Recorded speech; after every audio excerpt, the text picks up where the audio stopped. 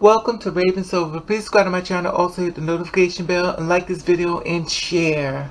Welcome to Hey, what's up, what's up, what's up? How you doing? How you been? What's going on? What's good? Are you getting it in? Somebody getting it for you? What's going on, people? Subscribe to my channel. Okay, this is the update on Jameek Lowery, 27 years old. Now, I already did this story and stuff, so I'm doing basically an update on it. And it's about a Paterson man, 27 years old, asks the police for water and dies 4 days later. And I did the story back in January the 8th on 2019. And let me let you see the video on YouTube just in case you want to go there and check it out. Once you see this video, check this out.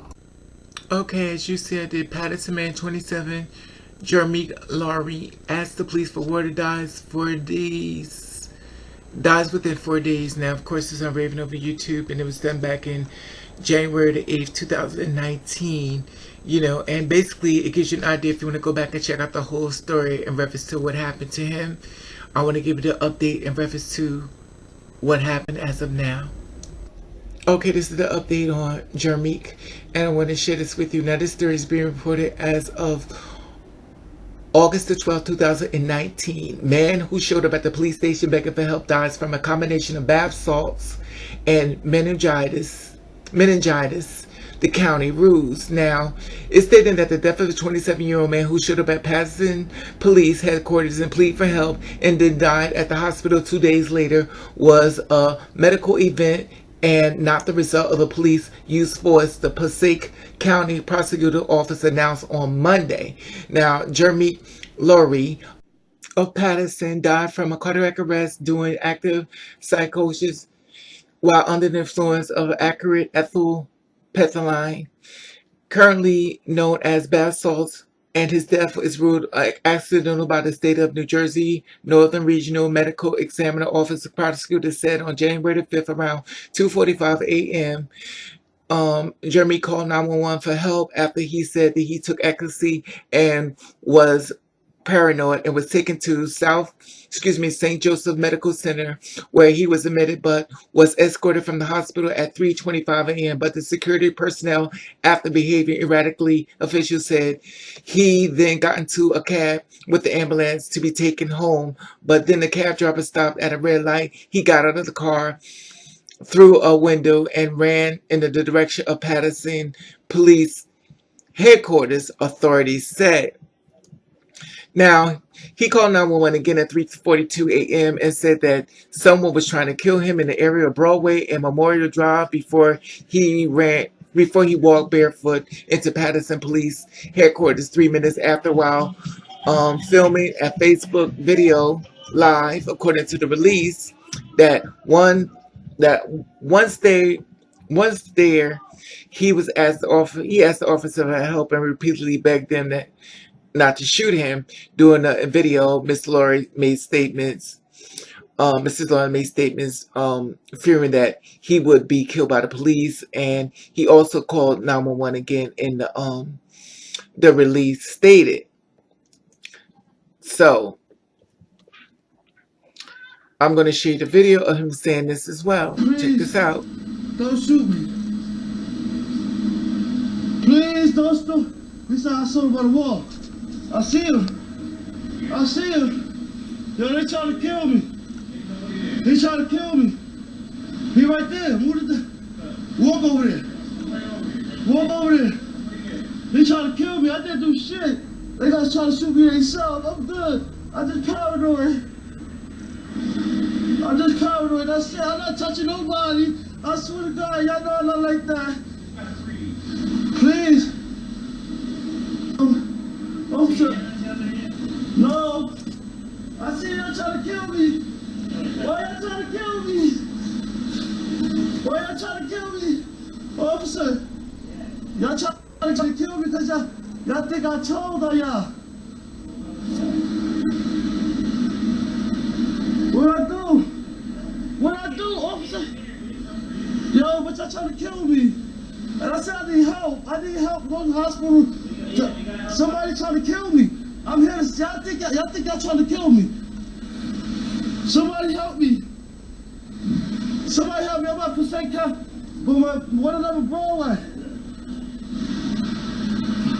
There's somebody over there trying to kill me. Please don't kill me, officers. Please don't kill me, man. I love you, man.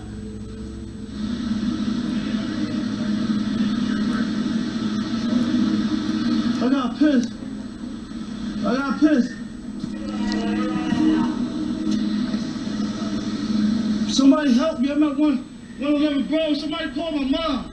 The cops trying to kill me. They think I'm a witness. They think I'm fucking with the FBI. That's what they think. Y'all do. Watch out. If I'm dead by the next hour or two, they did it. I didn't touch them at all. I'm not harmless. I'm about to do. I don't want to go close by them. Can I get some water? Please. Yo, they gonna kill me in an ambulance. Can you ride with me? I'm asking you. I'm not gonna. Who gonna ride with me? FBI. I don't want to work with them. I didn't never work with them. I didn't want to work with them. I swear to God I did. Y'all gonna kill me, officer? Huh? I didn't never. I turned my back. They asked me if I do. Oh, help me. I didn't do nothing to nobody though. I didn't do nothing. I didn't hurt nobody. I wasn't hurt nobody. I swear to God I wasn't. You want to go to the hospital? Yeah, I need some water. I'm dehydrated. I need some water now. Like, absolutely. Alright, the hospital has water. Can I get a cup of water, please? Please. It's like my I can't talk. Y'all gonna kill me? You're in the hospital? No. Go to the fire department. He's gonna take you to the hospital. They just kicked me out. They beat me up in the hospital. The ambulance. The security guards in there. Please don't kill me, officers. Please don't kill me. Please don't kill me. Please don't kill me. The police called the ambulance, and when they tried to get him into, he became physically combative by striking and kicking or spitting on the Paterson police officer. Prosecutors said the officers used compliances hold to try to strap him down into a gruntney, but they failed to restrain him, and after the continued to be physically combative towards the officers, they struck him several times with a fist to gain control and secure his wrists before handcuffing him to the gurney, the officers said. Now, the ambulance left the department shortly after 4 a.m.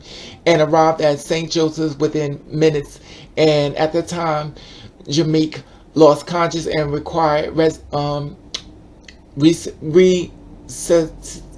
recitation by the medical personnel at the hospital. And the release statement: after 2 days at the hospital, Mr. Lowery did not regain consciousness. He was pronounced deceased in the early mornings of January the 7th, 2019. Now, Jameek never gained consciousness and died in the hospital less than 48 hours later on January the 7th. But the family raised concern on social media and circumvented a picture of Lowery laid in a hospital bed with a broken cheekbone and a fractured eye socket and several cuts and bruises. Now, it also stated that the medical examiner determined that the ingestion of the bath salts by Jameek, coupled with a pre-existing medical condition, triggered an advised physical reaction, including a multiple organ failure and cardiac arrest, ultimately led to his death. The prosecutors said this reaction was occurring during the police and medical personnel interaction with Jameek and independent of the unrelated and to any force utilized. Jameek had been suffering from bacterial meningitis sometime fatal infection from a long time, authorities said in January. Now, Paterson mayor, police director of several police officers and firefighters who were exposed to Jameek were summoned to St. Joseph's and given doses of antibiotic as a precaution. A Paterson police director, Jerry, told the media. Now, the prosecutor said that an examination of the body did not show any recent facial or bodily fractures. The prosecutor's office continued to investigate Jameek's death after they received medical examiner reports in April, but said that they did not find anything of evidence between the actions of the responder officers and the firefighter, including force used by the officers and Jameek's death. Now, there was no criminal charges sought against the police officers or the firefighter involved in the incident at the time. The release stated this matter will now be referred to as determine if any administrative actions of training should be undertaken as a result of this manner in which the incident was handled. Now, Jameek's death became a huge topic on controversy in the Paterson community on January, and multiple protests were led at City Hall, and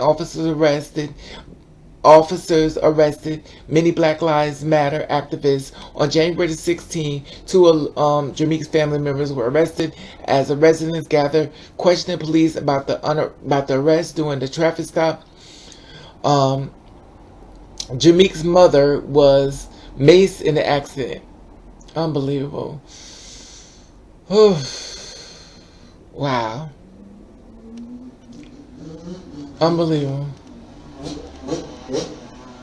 Unbelievable. Let me give you my commentary on this one. Give me a second here.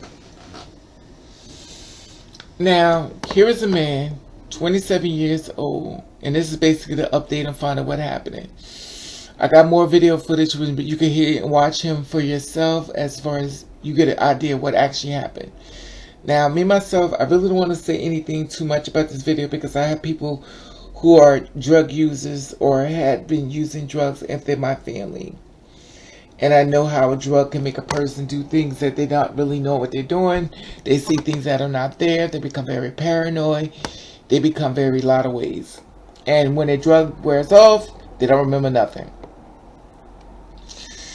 This is so sad.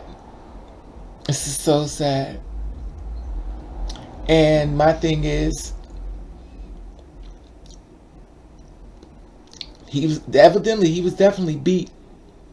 He definitely was beat. A broken eye socket, a broken cheekbone, stitches, bruises, and scratches. And the thing about it is, the family in my prayers. But the thing about it is, when a person is on drugs, they don't even be knowing what they're doing. They really don't.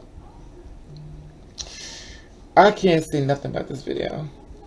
All I can say is the family in my prayers. And the only thing I tell you guys, don't do drugs. That's all I can say. Because this all could have been prevented. Even though in the video it says that he was kind of really paranoid and stuff. And if you ever dealt with a person that does drugs, when I tell you this, they're two people. You're talking to the sober person, and then you're talking to the drug person. The drug person don't know you. The drug person is the person that you know is not there once the drug person is presented to you. The drug is there with you. The person that's there is not there. The drug is there with you. The conversation with the drug. Unfortunately, this is horrible. And he was beaten. And I wouldn't put it past the cops. I mean, come on, he's a black man. But at the end of the day, I can't say what he didn't do, because he may have swung and started hitting him. And of course, the cops, they just want the opportunity to strike back. You know, but at the end of the day, this beautiful man is gone. And his family is without a father. And it's sad. It's sad. Here it is, another black man that's... And I always go back to this about drugs. People who use drugs and stuff. A lot of people are hurting. A lot of people are hurting inside. And when people hurt, they try to get away from themselves. They use alcohol. They use drugs. Because if you wasn't in pain, you wouldn't go there. But if you're hurting, you're in pain. Mental pain is the worst pain. Silence pain is the worst pain. This man had a life. And I blame it on the drugs. I don't blame it on the cops. I just don't. You may get mad at me, but I just don't. I just believe that it was drug induced, and he was just really gone really bad. And it's sad and it's wrong. But this is what happens when, you know, when drugs are involved. My heart goes out to the family because it hurts like hell. If you ever had somebody in your family that was on drugs, you definitely know what I'm talking about. It is horrible. You love them so much, you want to help them so bad, but there's nothing you could do. They have to want help for themselves. You know, and the thing about it, he was asking for water, and people become very paranoid. I wish he didn't die. I wish he wasn't dead. But what can I do? Anyway, I love your feedback on this. Y'all could comment below how y'all feel about this. This is a very sensitive subject for me. I really don't like talking about it only because of personal reasons. And I really don't like doing stories like this because these people like him and other drug, they're broken spirits. They're hurting. And they're just attacking me even more. So I can't do it because they're already hurting. They're already broken. So who wants to just jump onto me? You know what I mean? Just break them down even more so you don't break down broken people. All you can do is pray for their family because their family has went through hell. Trust me when I tell you. It is horrible trying to help somebody that just don't seem to want to get help. Anyway, please guys, if you're on drugs or you're on drug use and stuff, please be safe. Get some help. Your family wants you around. No one wants you to die. And this is a horrible way for this family, anybody go through. And I understand the placing blame game. But the sad part about it is, in the video, he was just very, very not there. They met the drug. They didn't meet him. Probably was a great guy if you got a chance to meet him. But unfortunately, this is the horrible side of drugs. Anyway, I just wanted to do the update on this. The family in my prayers, and I'll let y'all be the voice. Like I said before, subscribe to my channel. At the top there's the Instagram button. If you follow me, I'll follow back. Let you, I love you, and thank you for watching. Kiss the Read.